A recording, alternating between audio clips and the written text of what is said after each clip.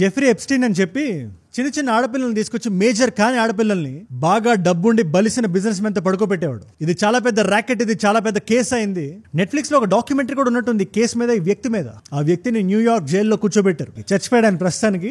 ఆ వ్యక్తికి సంబంధించిన ఫైల్స్ లో డొనాల్డ్ ట్రంప్ పేరుందని ఇలాన్ మస్క్ చెప్పాడు మనకి ఇవాళ. దానికి సాక్ష్యం ఈ tweet. Elon Musk Donald Trump మీద ఒక ట్వీట్ వేశారు ఆయన. దాన్ని నేను ఈ వీడియో షూట్ చేస్తున్న టైంకి 14 కోట్ల మంది చూశారు. 14 కోట్లు. అమెరికా అంతా షేక్ అవుతుంది ఇవాళ. దాని గురించి క్షుణ్ణంగా మనం మాట్లాడే ముందు అసలు ఆయన మాట్లాడిన పాయింట్ ఏంటి, ప్రాణ స్నేహితులు బద్ద శత్రువులుగా మారితే ఎలా ఉంటది అనే ఒక హైపోథసిస్ మీద ఒక సినిమా వచ్చింది. ప్రభాస్ గారు యాక్ట్ చేశారు. దానికి కాసేపు అలా పక్కన పెడదాం. మనకి పాలిటిక్స్ వచ్చేసరికి ఇటు పర్మనెంట్ ఫ్రెండ్స్ ఉండరు, అటు ఎనిమీస్ కూడా ఉండరు. మనం కొంచెం జాగ్రత్తగా ఉండాలని చెప్తుంటారు. దాన్ని కూడా పక్కన పెడదాం. ప్రెసిడెంట్ కుర్చీ ఎక్కి కూర్చున్న 4-5 నెలలకే అంత క్లోజ్ ఫ్రెండ్స్ ఇంత ఎనిమీస్ గా మారిపోతారా? ఇలాంటి ట్వీట్లు వేస్తారా? మీకు ట్వీట్ ఒకసారి చదివి వినిపిస్తాను, జాగ్రత్తగా వినండి. Time to drop the really big bomb. Donald Trump is in the Epstein files. Now that is the reason they are not made public. Have a nice day, DJT. అని చాలా క్యూట్ గా రాసి immediate గా ఈ post మీరు గుర్తుపెట్టుకోండి, mark this post for the future. నిజం అనేది బయటకు వస్తుందని ఇంకో ట్వీట్ వేశారు. ఆయన అప్పుడు స్టార్ట్ చేసిన మ్యూజిక్ ఇప్పటి వరకు ఆగలేదు. పావు గంటకు ట్వీట్ వేస్తున్నాడు ఆయన. లేదా ఆల్రెడీ చేసిన ట్వీట్లని రీట్వీట్ చేస్తున్నాడు. అందులో ట్రంప్ గారిని ఇంపీచ్ చేయాలని, జేడీ వ్యాన్స్ నా కుర్చీలో కూర్చోబెట్టాలని, ఇలా ఒకటి కాదు రకరకాల ట్వీట్లు. నేను ఈ ట్వీట్ మీకు చదివి వినిపించినప్పుడు మీకు డౌట్ రావడం సహజం, సర్వసాధారణం. అది అసలు ఎవరి ఎప్స్టీన్ ఫైల్స్ అంటే ఏంటి, దాని గురించి మన వీడియోలో చాలా క్లియర్ గా మాట్లాడదాం. అండ్ దానికన్నా ఇంపార్టెంట్ గా వీళ్ళిద్దరు కలిసి వస్తున్నారు, వీళ్ళు కలిసి ఉంటారు అని కానీ రిపబ్లికన్స్ నుంచి రైట్ వింగ్ అమెరికా వరకు చాలా హ్యాపీగా ఫీల్ అయింది. అటు ఒక బాగా డబ్బున్న వ్యక్తి ఇలాన్ మస్క్, ఇటు నేను దేశాన్ని మార్చేస్తా, డీప్ స్టేట్ ని కూల్చేస్తా అని పెద్ద పెద్ద ప్రామిసులు చేసి వచ్చిన డొనాల్డ్ ట్రంప్. ఈ రెండు సూపర్ పవర్స్ కలిస్తే అమెరికా మళ్ళీ గ్రేట్ అవుతుంది, మేక్ అమెరికా గ్రేట్ అగైన్ అనే వాక్యానికి సార్థకం జరుగుతుంది అని చాలా మంది నమ్మారు. ఇంతలో ఈ బాంబ్ షెల్ న్యూస్ నేను చెప్తున్నాను కదా, ఎప్స్టీన్ గురించి మనం మాడదాం కానీ highest ever single day drop చేసింది టెస్లా షేర్. ఒక్కటే రోజులో $153 బిలియన్ తుడిచి పెట్టుకుపోయినాయి. 14% పడిపోయిన షేర్ వాల్యూ. అమెరికాకు సంబంధించిన డెమోక్రాట్స్ చాలా ఉత్సాహంగా ఉన్నారు. వాళ్ళు ఆ బిల్లును కిల్ చేయండి, ఎప్స్టీన్ ఫైల్స్ వదిలేయండి అని. ఈ రెండింటి గురించి మనం మాడదాం. అసలు ఆ బిల్ ఏంటి, దాన్ని క్లియర్ చేయడం ఏంటి, ఎప్స్టీన్ ఫైల్స్ ఏంటి, దాన్ని రిలీజ్ చేయడం ఏంటి. బట్ దాంతో పాటు ట్రంప్ అనే వ్యక్తికి ఎంత ఈగో ఉందో మన అందరికీ తెలుసు కదా. ఆయనకి నెత్తి మీద కూర్చొని ఉంటుంది అహం. అంతేందుకు మన యుద్ధం జరిగినప్పుడు కూడా ఏదో మధ్యలోకి చాపేసినట్టు, హితబోధ చేసినట్టు, తద్వారా మనం ఆగిపోయినట్టు తెగ ప్రచారం చేశాడు ఆయన. ఇప్పటికీ మైక్ దొరికితే మాట్లాడుతున్నాడు. అలాంటి వ్యక్తి ఇలా కెలికితే ఆయన ఎలా రియాక్ట్ అవుతాడో కూడా ఈ వీడియోలో మనం మాట్లాడదాం. ఆల్రెడీ 2-3 ట్వీట్లు వేసాడు ఆయన.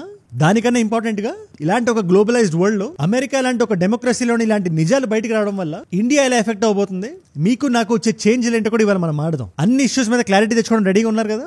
దానికన్నా ముందు ఇలాంటి వీడియో నా దగ్గర నుంచి మీకు రోజు ఒకటి వస్తుంది every single day. Local issues నుంచి ఇంటర్నేషనల్ ఇష్యూస్ వరకు మొత్తం కవర్ చేసి ఒక 10-15 నిమిషాలు వీడియోలో చేసి మీ ముందు పెట్టేస్తా. మీలో చాలా మంది చూస్తున్నారు, చాలా మంది కొత్త వాళ్ళకి కూడా రీచ్ అవుతుంది. అలాంటి కొత్త వాళ్ళు మీరు ఒకళ్ళైతే నేను వీడియో పెట్టిగానే మీ దగ్గర రావాలంటే కింద కనబడే సబ్స్క్రైబ్ బటన్ నొక్కి పెట్టేసుకోండి. నొక్కారుగా, డన్. ఈ గొడవ గురించి మీకు ఏ మాత్రం ఐడియా రావాలన్నా దీని జెనిసిస్ ఏంటి, ఇది ఎక్కడ మొదలైంది మీరు తెలుసుకోవాలి. One big beautiful bill act అని చెప్పి ట్రంప్ గారు చాలా ప్రౌడ్ గా లాంచ్ చేసిన బిల్ ఇది. దీని చాలా బిగ్ అండ్ బ్యూటిఫుల్ బిల్ అని కూడా ఆయన అంటున్నారు. దీనివల్ల అమెరికాకి చాలా లాభాలు వస్తాయి అని ఆయన అన్నప్పటికీ అసలు ఏంటి బిల్ అని మనం ఆరాధిస్తే సింపుల్ గా చెప్తున్నా, జాగ్రత్తగా వినండి. ఈ బిల్ ఏంటంటే ఇది ఒక బిల్ కాదు, ఇది రకరకాల చేంజెస్ ని, రకరకాల ట్యాక్స్ కట్స్ ని ఒక బిల్లో క్లబ్ చేసి పెట్టేశారు. అందుకే దీన్ని బిగ్ అండ్ బ్యూటిఫుల్ బిల్ అన్నారు. దీంట్లో అమెరికాకి సంబంధించిన ట్యాక్స్ రిఫార్మ్స్ ఉన్నాయి, హెల్త్ కేర్ కి సంబంధించిన అడ్జస్ట్మెంట్లు ఉన్నాయి, అంతేకాకుండా డిఫెన్స్ ఇన్వెస్ట్మెంట్స్ నుంచి ఎన్వైరన్మెంటల్ సెక్టర్ వరకు దేనికి ఎంత ఖర్చు పెట్టాలి, దేని మీద ఎంత ట్యాక్స్ వేయాలి అనేది బిల్ యొక్క సారాంశం. ఈ బిల్లు గురించి మొత్తం ఎక్స్ప్లెయిన్ చేస్తే రోజంతా మనం ఆడుకోవాలి. కానీ మీకు నాకు అర్థమయ్యేలా చెప్పాలంటే ట్రంప్ అనే వ్యక్తి ఎలా అయితే ఆలోచిస్తాడో బిల్ అలాగే ఉంది. బాగా డబ్బున్న వాళ్ళకి ట్యాక్స్ కట్స్ బలంగా ఉంటాయి, meaning rich will get rich. పేదవాళ్ళకి రావాల్సిన డబ్బులు కానీ, మెడికల్ ఎయిడ్ కానీ, మన భాషలో చెప్పాలంటే వెల్ఫేర్ అనుకోండి. ఆ వెల్ఫేర్ తీసుకునే క్రమం ఏదైతే ఉందో అది ఇంకా కష్టం అవబోతుంది, అందరికీ వచ్చేలా లేదు. యాజ్ యూజువల్ గా అమెరికన్ చాలా బలంగా చేయాలనే ఆలోచనతో ఈ బార్డర్ దగ్గర మిలిటరీ ఇన్ఫ్రాస్ట్రక్చర్ కానీ, మిలిటరీకి సంబంధించిన స్పెండింగ్ కానీ చాలా ఎక్కువ అవబోతుంది. లెఫ్ట్ ఎక్కువ డిస్కస్ చేసే గ్రీన్ ఎనర్జీ కానీ, ఎన్వైరన్మెంటల్ చేంజ్ కి సంబంధించిన ఇష్యూస్ లో డబ్బులు తక్కువ స్పెండ్ అవుతాయి. దాంట్లోనే ఈవీ సెక్టర్ కూడా వస్తుంది. అక్కడే ఇలాన్ మస్క్ గారు కూడా కాలింది. దాని గురించి నేను చెప్తాను, ఆగండి. ఏఐకి సంబంధించి artificial intelligence is the next big thing. అది మన అందరికీ తెలుసు, చిన్న పిల్లని అడిగినా చెప్తాడు. ఇప్పుడు అమెరికా చైనా దాంట్లో ఒక యుద్ధంలో ఉంది కాబట్టి 10 సంవత్సరాల పాటు ఏఐ మీద ఎటువంటి రూల్స్ పెట్టకూడదు. ఎందుకంటే ఈ ఏఐని ఎవరైతే డామినేట్ చేస్తాడో, ఏ దేశం అయితే దాని మీద ఎక్కి కూర్చుంటుందో నెక్స్ట్ కొన్ని దశాబ్దాలు ఆ దేశం రూల్ చేస్తుంది ప్రపంచాన్ని. సో అలాంటి వాటి మీద మన రూల్స్ పెట్టి దాన్ని కర్బ్ చేసి వేరే దేశం టేక్ ఓవర్ చేసి అమెరికా వెనకబడి ఇదంతా మనకు వద్దు. సో 10 ఏళ్ల పాటు ఎటువంటి రూల్స్, రెగ్యులేషన్స్, రెస్ట్రిక్షన్స్ పెట్టొద్దు అని బిల్ మనకు చాలా క్లియర్ గా చెప్తుంది. ఇలాన్ మస్క్ ఈ బిల్లును చూసి ససే మీరే అంటున్నాడు ఆయన. లేదు, నాకు ఇది నచ్చలేదు, ఇది అబామినేషన్, ఇది చాలా డబ్బులు అనవసరంగా స్పెండ్ అవుతున్నాయి, అమెరికా అనేది డెట్ లోకి వస్తుంది, అప్పుల పాలు అవుతుంది అని చెప్పి ఆయన అక్కడతో ఆగలేదు. ఇది వీళ్ళిద్దరికి మధ్యలో వచ్చి ఫస్ట్ పబ్లిక్ డిసగ్రిమెంట్. ఇది అరౌండ్ May 26, 27, 28 ఆ టైం అనుకుంటా. ఫస్ట్ టైం ఆయన బయటకు వచ్చి బహిరంగంగా మాట్లాడాడు. ఒక బిల్ అనేది ఇదర్ బిగ్ ఉంటది లేదా బ్యూటిఫుల్ ఉంటది కదా, రెండు కలిపి ఉండదు. అది I think a bill can be big or it can be beautiful. But I don't know if it can be both.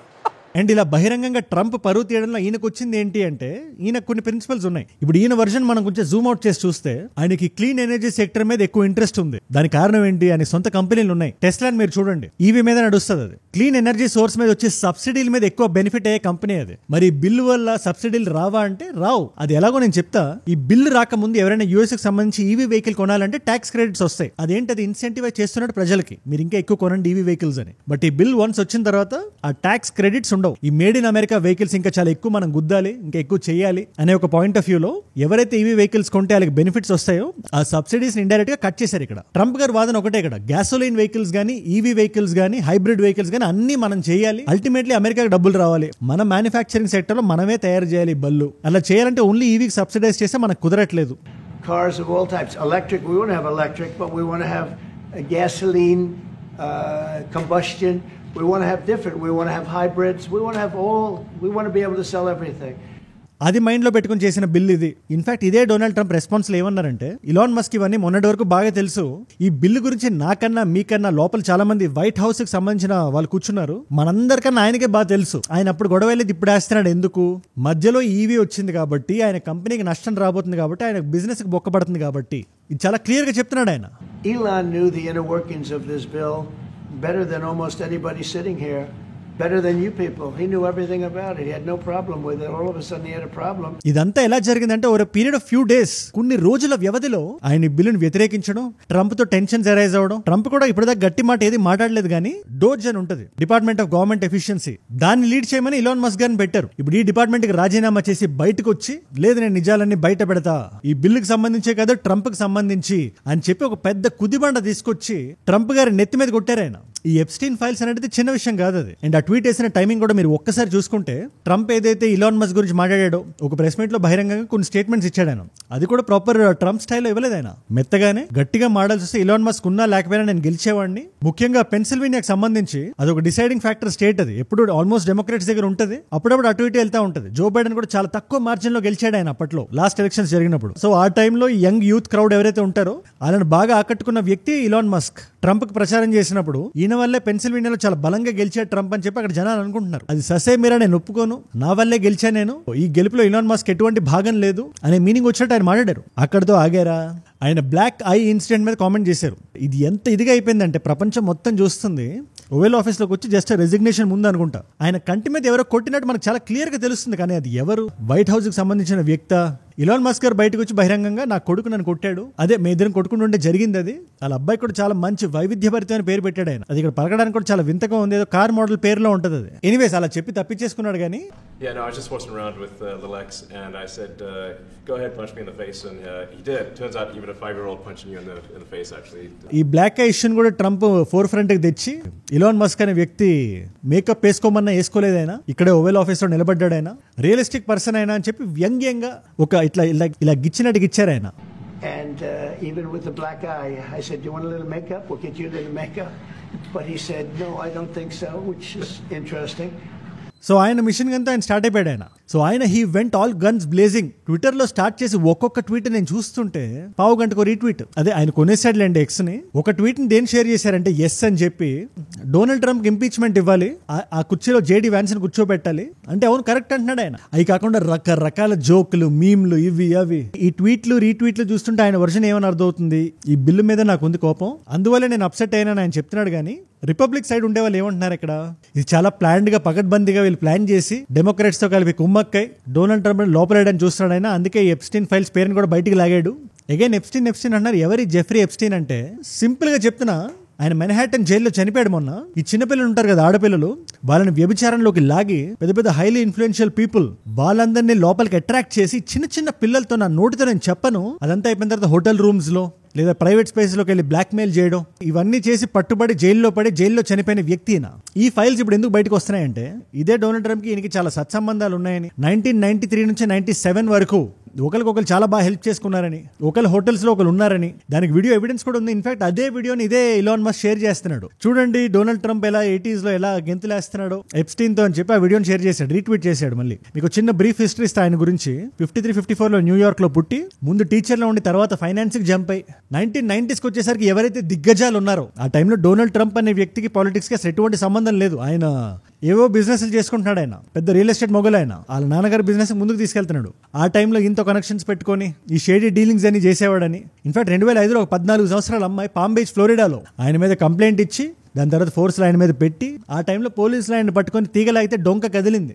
ఎవరెవరు ఇన్వాల్వ్ అయి ఉన్నారు, ఏంటి దీని కథ, మల్టిపుల్ విక్టిమ్స్ ఐడెంటిఫై చేశారు. ఈ కేసు ఒక ఏజెన్సీ నుంచి ఇంకో ఏజెన్సీకి మారింది, అలా మల్టిపుల్ ఏజెన్సీకి మారింది. ఆ 13 సంవత్సరాల అమ్మాయి గురించి నేను నిజం ఒప్పేసుకొని అది 2008లో అక్కడ నుంచి ట్రయల్ స్టార్ట్ అయ్యి 2019లో అతని జైల్లో పెట్టి న్యూయార్క్ జైల్లోనే పెట్టారు ఈ ఫెడరల్ క్రైమ్స్ కి సంబంధించి. తర్వాత అదే సంవత్సరం అదే జైల్లో ఆగస్టులో ఆయన చనిపోయాడు చాలా అనుమానాస్పదంగా. ఈ గోల మొత్తంలో ఒక్క విషయం ఏం జరిగిందంటే, ఈ జెఫ్రీ ఎప్స్టీన్ చేసిన ఈ ర్యాకెట్ లో ఇన్వాల్వ్ అయిన వాళ్ళు చాలా పెద్ద తలకాయలు అవడం వల్ల, ఆ తలకాయలు అన్ని పార్టీస్ లో ఉండడం వల్ల ఏ పార్టీ తలకాయల పేర్లు బయటికి రానివ్వలేదు. ఆ తలకాయలు ఉండే ఫైల్సే ఎప్స్టీన్ ఫైల్స్.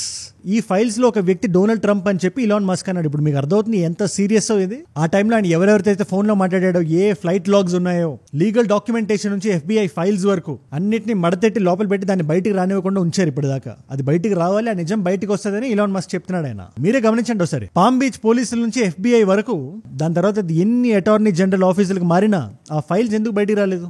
జనాల ముందుకు తీసుకురావాలి కదా డెమోక్రసీ అంటే, ఎందుకు రాలేదు? ఇప్పటికే డొనాల్డ్ ట్రంప్ మీద ప్రస్తుతానికి 350 కేసులు ఉన్నాయి. మహా అయితే ఈ కేసు కూడా ఆయన నెత్తికి చుట్టుకుంటది. బట్ ఇక్కడ కేసు లీగాలిటీ కాదు ఇంపార్టెంట్. అమెరికాలో what you see is what matters. ఒక రెగ్యులర్ న్యూట్రల్ ఆడియన్స్ ఏం ఫీల్ అవుతారు, ఇలాంటి కేసులో డొనాల్డ్ ట్రంప్ ఉన్నాడు అని బయటకు వైడ్ గా ప్రచురించబడితే చాలా పెద్ద బ్లాక్ మార్క్ అది రిపబ్లికన్స్ కి, డొనాల్డ్ ట్రంప్ కి. మరి ఇటుపక్క ఇలాన్ మస్క్ ని క్రిటిసైజ్ చేసే వాళ్ళు ఏమంటున్నారు? సింపుల్, ఈ విషయం మీకు ముందే తెలుసు కదా, మరి అలాంటి వ్యక్తితో మీరు ఎందుకు ఫ్రెండ్షిప్ చేశారు? చిన్న పిల్లలు ఇన్వాల్వ్ అయి ఉన్న ఈ కేసులో ఒక పేరు ఉందని మీకు ముందే తెలిస్తే ఆ వ్యక్తి ప్రెసిడెంట్ అవ్వాలని మీరు ఎందుకు పోరాడారు? ఆ వ్యక్తి గెలిస్తే మీరు ఎందుకు నాట్ చేసి చేశారు? ఎందుకు $290 మిలియన్ ఆ వ్యక్తి మీద మీరు ఖర్చు పెట్టారు ఎలక్షన్ క్యాంపెయిన్ కి? అంటే మీరు కూడా తప్పుడు వ్యక్తినే కదా. అదే కాకుండా టెక్నోక్రసీ అని ఒక టర్మ్ ఉంది. దాని అర్థం ఏంటి? ఎలా అయితే డెమోక్రసీ, ఆటోక్రసీ ఇలా ఉంటుందో, కొంతమంది పెద్దవాళ్ళు, సైన్స్ అండ్ టెక్ కి రిలేట్ అయిన వాళ్ళు, ఇన్ఫ్లుయెన్షియల్ పీపుల్, గవర్నమెంట్ కాకుండా వాళ్ళ సొంత డెసిషన్స్ వాళ్ళు తీసుకొని గవర్నమెంట్ ఇన్ఫ్లుయెన్స్ చేసేలా వాళ్ళు ఉండగలిగితే, అలాంటి ఒక సెటప్ లోకి ఒక దేశాన్ని లాగేయగలిగితే దాన్నే టెక్నోక్రసీ అంటారు. అండ్ ఈ పెద్దవాళ్ళు, ఇన్ఫ్లుయెన్షియల్ పీపుల్ ఎట్లా ఆలోచిస్తారో మన అందరికీ తెలుసు. పేదవాడి ప్లేట్ మీదకి అన్నం వచ్చిందా లేదా వాళ్ళకి అనవసరం. అలాంటి ఒక టెక్నోక్రాట్ ఇలాన్ మస్క్ పవర్ మొత్తం ఆయనే లాగేద్దాం అనుకుంటున్నాడు. అందుకే ఇంత పెద్ద రిస్క్ వేసాడు. డొనాల్డ్ ట్రంప్ మీద, సిట్టింగ్ అమెరికన్ ప్రెసిడెంట్ మీద ఇలాంటి వ్యాఖ్యలు చేయగలిగి బయటికి వచ్చేద్దాం అనుకున్నాడంటే ఖచ్చితంగా తన మైండ్ లో ఏదో ఐడియా ఉంది. That idea is simple. Trump అనేవాడు ఇవాళ ఉంటాడు, రేపు వెళ్ళిపోతాడు. బట్ తన మైండ్ లో ఉండే ఐడియా ఏదైతే ఉందో, మార్స్ ఎక్స్ప్లోరేషన్ కి, స్పేస్ ఎక్స్ కి, టెస్లాకి, ఆయన స్థాపించిన వివిధ రకాల బిజినెస్ కి, సైన్స్ ఎక్స్ప్లోరేషన్స్ కి ఎవడడ్డొచ్చిన ఫ్యూచర్ లో నేను ఇలాగే రియాక్ట్ అవుతా అనే ఒక స్టేట్మెంట్ ఇద్దాం అనుకుంటున్నాడు ఆయన. లేకపోతే మీరే ఆలోచించండి, 2-3 నెలల క్రితం అలా కొడుకుని వైట్ హౌస్ లో పట్టుకెళ్లి ట్రంప్ తో ఫోటోషూట్ లై చేపించాడు ఆయన. ప్రపంచంలో ఎంత మందికి ఉంటుంది అది? ఒక అమెరికన్ ప్రెసిడెంట్ దగ్గరికి వెళ్ళి వైట్ హౌస్ లో ఫోటోలు తీపించుకొని ఇవాళ ఇలా మాట్లాడతాడా అని రిపబ్లికన్స్ వాదన. ఆయన హార్డ్ కోర్ మాగా ఫాలోవర్స్ ఎవరైతే ఉన్నారో, ఈ ఎప్స్టీన్ ఫైల్స్ లో ట్రంప్ గారి పేరు ఉన్నా కూడా ఆయన డైరెక్ట్ గా ఇన్వాల్వ్ అయి ఉన్నాడు అని తెలిసినా కూడా పెద్ద చేంజ్ అవ్వరు వాళ్ళు. ఎవరైతే న్యూట్రల్ పీపుల్ ఉన్నారో వాళ్ళ దగ్గర నష్టాన్ని చూస్తాడు డొనాల్డ్ ట్రంప్. ఇప్పుడు చార్లీ కర్క్ లాంటి వ్యక్తిని చూడండి. ట్రంప్ కి చాలా సన్నిహితుడు కావాల్సిన వ్యక్తి, రిపబ్లికన్స్ కి చాలా గట్టి స్పోక్స్ పర్సన్ ఆయన అన్ఫాలో చేశాడు ఇలాన్ మస్క్. ఆయన స్టేట్మెంట్ ఒకటే, ఇవాళ చిన్న చిన్న గొడవలు రావచ్చు కానీ ట్విట్టర్ ని డెమోక్రటైజ్ చేయడంలో, రైట్ వింగ్ ఒక వాయిస్ ఇవ్వడంలో ఇలాన్ మస్క్ గారి చాలా పెద్ద హ్యాండ్ ఉంది. దాన్ని మనందరం గౌరవించాలి. నేను ఇలాన్ కి జీవితాంతం రుణపడి ఉంటా అని ఆయన అంటున్నాడు ఆయన, డిస్పైట్ ద అన్ఫాలో. అండ్ దీంట్లో మోస్ట్ ఫన్నీయెస్ట్ పార్ట్ ఏంటో తెలుసా? దేని వల్ల అయితే గొడవ స్టార్ట్ అయిందో ఆ బిల్ ఇంకా పాస్ అవ్వాలా. హౌస్ ఆఫ్ రిప్రజెంటేటివ్స్ ఓట్ అని ఉంటది, చాలా నారో మార్జిన్ లో దాన్ని దాటి 215, 214 అలా పడ్డాయి ఓటు. ఒక్క ఓటు తేడా ఉంది. ఇంకా కమిటీ రివ్యూ ఉంది, స్టేట్ అండ్ సెనెట్ అప్రూవల్ ఉంది, రికన్సిలియేషన్ ఉంది, ప్రెసిడెంట్ యాక్షన్ ఉంది. అంటే మీకు సింపుల్ గా ఎక్స్ప్లెయిన్ చేయాలంటే మన భారతదేశంలో లోక్సభను దాటి రాజ్యసభకి వెళ్తుంది కదా, అలా అనుకోండి. ప్రస్తుతానికి ఓన్లీ లోక్సభను దాటింది ఆ బిల్లు, ఇంకా రాజ్యసభ దాటాలి. అక్కడ ఓట్లు గుద్దించడంలో కూడా ఇలాన్ మస్క్ వెయిట్ ఉంటుంది అక్కడ. మరి అలాంటప్పుడు ఇంత ప్రేమించారు, ఇంత గొడవ ఎందుకు వేసుకున్నాడు అని అందరికీ డౌట్లు వస్తున్నాయి. ఇది బిల్లు ఒక్కటే కాదు, ఇది బిల్లు ఒక ఫసాడ్ మాత్రమే. ఒక చిన్న ఫ్రంటల్ ముందు పోస్టర్ అది చూపించి లోపల సినిమా ఇంకోటి వేస్తున్నాడు ఆయన. ఇది ఇద్దరు వ్యక్తులు ఈగోకి సంబంధించిన గొడవ, ఇది ఈగో క్లాష్. ఇది చాలా మంది అయితే బెట్లు కూడా వేసుకున్నారు, వీళ్ళిద్దరు ఫ్రెండ్షిప్ ఎన్ని సంవత్సరాలు ఉంటది, 1, 2, 3 అని. ఖచ్చితంగా ఎవరు 5 నెలల్లో ఇది కూలిపోతుంది అనుకోని అయితే ఉండరు, అది ఫ్యాక్ట్ అది. అందుకే ట్రంప్ ఇప్పటిదాకా రియాక్ట్ అయిన విధానం గానీ, ఆయన రెస్పాన్స్ గానీ చాలా మైల్డ్ గా అనిపిస్తుంది నాకు. ఇంకా తుఫాన్ రాబోతుంది, తుఫాన్ వచ్చే ముందు ఒక చిన్న సైలెన్స్ మాత్రమే ఇది. ఆయన ఊరుకుంటాడో మీరు చెప్పండి ఒకసారి. ఇండియా మన సెల్ఫ్ రెస్పెక్ట్ ని మనం ముందు పెట్టి, ఆయన కెలికిన సీస్ఫైర్ అయినా, పవర్ఫుల్ లీడర్స్ ఇన్ పాకిస్తాన్ అన్నా, ఇదన్నా అదన్నా మనం సైలెంట్ గా ఉన్నాం. ఆయన పేరు ఎత్తలేదు మనం. అట్ ద సేమ్ టైం ఆయనకి క్రెడిట్ కూడా ఇవ్వలేదు. ఆ క్రెడిట్ ఇవ్వలేదని చెప్పి ఆయన ఎలా మన మీద మండిపడ్డాడో మనం అందరం చాలా క్లియర్ గా చూసాం. టిమ్ కుక్ అంటాడు, యాపిల్ అంటాడు, మ్యానుఫ్యాక్చరింగ్ సెక్టర్ ఇండియాలో పెట్టకూడదు అంటాడు, బెదిరిస్తాడు. ఆయన ఇండియాతో నాకు సంబంధం లేదన్నట్టు బిహేవ్ చేస్తున్నాడు. మరి ఇలాన్ మస్క్ లాంటి వ్యక్తి ఆఫెన్సివ్ లో బుల్డోజర్ లో వచ్చి కొడుతుంటే ఇదిగో చిన్న పోస్ట్ వేసాడు ట్రూత్ సోషల్ లో, ఇలాన్ మస్క్ నా మీద తిరగబడ్డంలో నాకు ఎటువంటి అభ్యంతరం లేదు, కాకపోతే ఇదే స్టేట్మెంట్ ఆయన కొన్ని నెలల క్రితం ఇవ్వాల్సింది. ఇది one of the greatest bill. ఇది దీనికి వ్యతిరేకంగా ఎలా ఉంటాడు ఈయన? $1.6 ట్రిలియన్ మనకి సేవ్ అవుతాయి, మేక్ అమెరికా గ్రేట్ అగైన్, అది ఇది అని ఏదో మాట్లాడాడు ఆయన. బట్ ట్రంప్ అనే వ్యక్తి అలా మాట్లాడతాడు, మీరే చెప్పండి ఒకసారి. సరదాగా అలా CNN రిపోర్టర్ ముందుకు వస్తే, ఏమయ్యా నువ్వు ఫేక్ న్యూస్ రిపోర్టరే కదా అని అడిగే వ్యక్తి ఆయన. సౌత్ ఆఫ్రికన్ ప్రెసిడెంట్ పక్కన పెట్టుకొని లైట్ లా వీడియో ప్లే చేయండి అంటాడు ఆయన. జెలెన్స్కీ ఆఫీస్కి వస్తే ఆయన ఇమిటేట్ చేసి చూపిస్తాడు. వీళ్ళందరూ వరల్డ్ లీడర్స్. ఇలాన్ మస్క్ అలా ఎందుకు వదిలేస్తాడు అంటారు. ఖచ్చితంగా ఏదో ప్లాన్, స్కెచ్ ఏదో నడుస్తుంది అండర్ గ్రౌండ్ లో, మనకి ఇంకా బయటికి తెలియదు అంతే. కాకపోతే మనం చిల్డ్ గా కూర్చోవచ్చు, మనకి ఎటువంటి సంబంధం లేదు కాబట్టి మంచిగా పాప్కార్న్ అది ముందు పెట్టుకొని రిలాక్స్డ్ గా ఎంజాయ్ చేస్తూ చూడొచ్చు ఈ గొడవ ఎలా అన్ఫోల్డ్ అవుతుంది అని. మహా అయితే టెస్లా షేర్లు పడతాయి, తద్వారా స్పిల్ ఓవర్ వేరే దేశాల మీద ఎట్లుందో అలాగే ఇండియా మీద కూడా ఉండొచ్చు. But Donald Trump anyways India మీద కొంచెం ఉక్కుపాదం వేసే ఉన్నాడు ఆయన, అది ఎందుకో ఆయనకే తెలియాలి. సో మనం ఎంజాయ్ చేయడం తప్పితే మనకు వేరే దారి లేదు. తీరిగ్గా ఎంజాయ్ చేద్దాం ఈ గొడవని. మీరు కొట్టుకోండి, మమ్మల్ని ఎంటర్టైన్ చేయండి, కుదిరితే ఇంకా కొంచెం గట్టిగా లాగండి. కాకపోతే కామన్ సెన్స్ ని, గ్రేట్ ఇంటెలిజెన్స్ ని వాడి మీరు గొడవను ఆపుదాం అనుకుంటే ఆపండి, అది కూడా మేము చూస్తాం. నేను చూడాలనుకుంటున్నా దాన్ని. ఈ వాదనంతా ఒక వైపు ఉంటే ఇంకో సైడ్ ఏమంటున్నారు, అసలు ఇలాన్ పడే గొడవ అసలు రేషనలే కాదు, ఆయన ఏవో డ్రగ్స్ గిగ్స్ వాడుతున్నాడు ఆయన. కెటమినో ఫెటమిన్ ఏదో ఉంటుంది దాని పేరు, కెటమిన్ అనుకుంటా. దానివల్ల హెల్యూసినేషన్స్ ఏవో వస్తుంటాయి తలకాయలో, అందుకోసం రియాక్ట్ అవుతున్నాడని చెప్పి ఫార్ రైట్ ఎక్స్ట్రీమిస్ట్ ఉంటారు కదా ఈ రిపబ్లికన్ సైడ్, వాళ్ళు చెప్తున్న వాదన అది. చూద్దాం మరి ఏది నిజం అవుతుంది. At this point of time America circus అయిపోయింది, దాని రింగ్ మాస్టర్ ఇవాళ రోజున ట్రంప్. దీంట్లో ఎటువంటి మొహమాటం లేదు. యాక్చువల్లీ వివేక్ రామస్వామి గారు, హీ వాజ్ వెరీ కాంపిటెంట్. నిజం చెప్పిన ఆయన లీడ్ చేయమనాల్సింది డోజ్ని. బట్ ఎనీవేస్ చార్లీ కర్క్ గారి నుంచి డొనాల్డ్ ట్రంప్ వరకు రిపబ్లికన్స్ అందరూ మాట్లాడే మాట ఒకటే, వెస్టర్న్ సుప్రీమసీని మళ్ళీ లేపాలి, వాళ్ళ సివిలైజేషనల్ ఐడెంటిటీ ఏదైతే ఉందో అది సుప్రీం అనుకుంటారు వాళ్ళు. I disagree with that. Indigenous civilisations ని, నేటివ్ అమెరికన్స్ ని తొక్కి పైకి వచ్చిన వాళ్ళు దాంట్లో there are no second thoughts. ఇది మనకి హిస్టరీ చెప్తుంది. అలాంటి సివిలైజేషన్ ఎప్పటికీ టాప్ లో ఉండదని నేను భావిస్తున్నాను. దీని మీద మీ అభిప్రాయం ఏంటి నాకు కింద కామెంట్స్ లో రాయండి. ఇకపోతే పెన్సిల్వేనియా అంటారా, ఆ స్టేట్ గెలవడానికి ఇలాన్ మస్క్ ఎంత చేశాడో మన అందరికీ తెలుసది. స్పెసిఫిక్ గా చెప్పాల్సిన అవసరం లేదు. డొనాల్డ్ ట్రంప్ గారు ఈస్ జస్ట్ బ్లఫింగ్. ఆయన లేకపోతే ఈయనకు వచ్చేది కాదు ఆ సీట్ అక్కడ. అట్ ద సేమ్ టైం ఈ టెక్నోక్రాటిక్ ఐడియాలజీ ఏదైతే ఉందో అది ఏ దేశానికి మంచిది కాదు. ఫస్ట్ జనం, I believe in capitalism, but capitalism జనాల ప్లేట్ల మీద అన్నం పెట్టలేనంత స్థాయికి వెళ్ళకూడదు. మీరు సెంట్రల్ బ్యాంక్ డిజిటల్ కరెన్సీస్ పెట్టి ఆ పవర్ మొత్తం మీ చేతిలోకి తెచ్చేసుకుందాం అంటే అది మంచి విషయం కాదు అది. అండ్ అగైన్ ఇవాళ multiple choice question, Elon Musk ప్రకారం వెస్టర్న్ సివిలైజేషన్ మొత్తాన్ని నాశనం చేస్తున్న ఐడియాలజీ ఏంటి? పదే ఆ మాటను వాడుతుంటాడు. ఆ మాట ఏంటి? Option A is virtue spiral, option B social virus, option C is ideology plague, option D is work mind virus. Actually ఆయన సొంత బిడ్డ ఈ జెండర్ స్పెక్ట్రమ్ ఐడియాలజీలో పడి ఆయనకు దూరం అయిపోయాడని చెప్పి చాలా బాధపడుతుంటాడు ఈయన. దానికి సంబంధించిన పదం ఏది? That's a clue. తెలిస్తే కింద రండి, తెలుసుకుందాం అనుకుంటే Instagram is a way to go. మీకు అజయ్ ఫ్రమ్ అని ఉంటుంది, అజయ్ ఫ్రమ్ ఏజుడ్ అని పక్కన టిక్ మార్క్ ఉంటుంది. It's verified profile, 1+ million followers ఉంటారు. వచ్చేసేయండి అక్కడికి. అక్కడ ఇలాంటి వీడియోస్ ని రీల్స్ లో చూద్దామన్నా, నా లైఫ్ లో నా చుట్టూ ఏం జరుగుతుందో తెలుసుకుందామన్నా, ఇలాంటి వీడియో ఐడియా టాపిక్ ఏదైనా నాకు ఇద్దాం అనుకున్నా, లేటెస్ట్ న్యూస్ ని, అప్డేట్స్ ని, స్టోరీస్ లో చూద్దాం అనుకున్నా, ఇలాంటి క్వశ్చన్స్ కి ఆన్సర్స్ తెలుసుకుందాం అనుకున్నా, ఇట్స్ అ గ్రేట్ ప్లేస్. అది కానీ ఏజుడ్ రీల్స్ అని మన పేజ్, అది మన టీం నడుపుతుంది.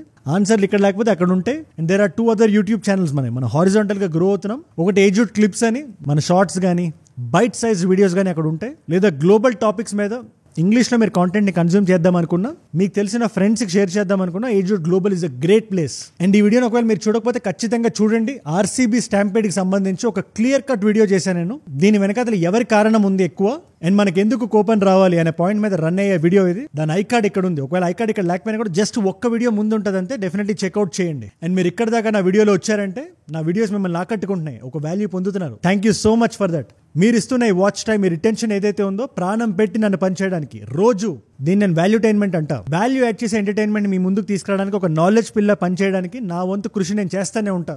అదే నేను మీకు చెప్పగలిగే థ్యాంక్స్. మీరు ఇస్తున్న ఈ వాచ్ టైంకి, రిటెన్షన్కి, దానివల్ల ఎంత మందికి రీచ్ అవుతుందో తెలుసా? అలాంటి కొత్త వాళ్ళు మీరు ఒకళ్ళైతే రోజుకో వీడియో నాది వస్తుంది. నేను వీడియో పెట్టగానే మీ దగ్గర రావాలంటే కింద కనబడే సబ్స్క్రైబ్ బటన్ నొక్కి పెట్టేసుకోండి. సబ్స్క్రైబ్ చేశారుగా? డన్. నేను మిమ్మల్ని అందరినీ రేపు ఇంకో వీడియోలో కలుస్తా. మనందరం కలిసి పెరగాలి, కలిసి ఎదగాలి. Let us all grow together. Let us all rise together. Rise above ignorance. Rise above arrogance. Rise above hate. ఏజుడ్ అంటే మనం. జై హింద్, జై భారత్, జై ఆంజనేయ, ఓం నమః శివాయ.